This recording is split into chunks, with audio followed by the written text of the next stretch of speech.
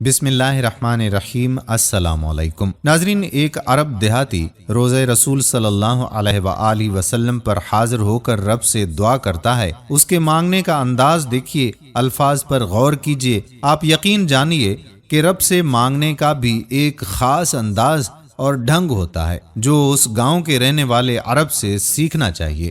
وہ دعا مانگنے لگا، اے اللہ، یہ آپ کے حبیب ہیں، میں آپ کا غلام ہوں اور شیطان آپ کا دشمن۔ خدایا، اگر تو مجھے بخش دے گا تو تیرا حبیب خوش ہوگا، تیرا بندہ کامیاب ہوگا اور تیرا دشمن غمگین ہوگا۔ مولا، اگر تو نے میری بخشش نہیں کی تو تیرا حبیب غمگین ہوگا، تیرا غلام ناکام ہوگا اور تیرا دشمن خوش ہوگا۔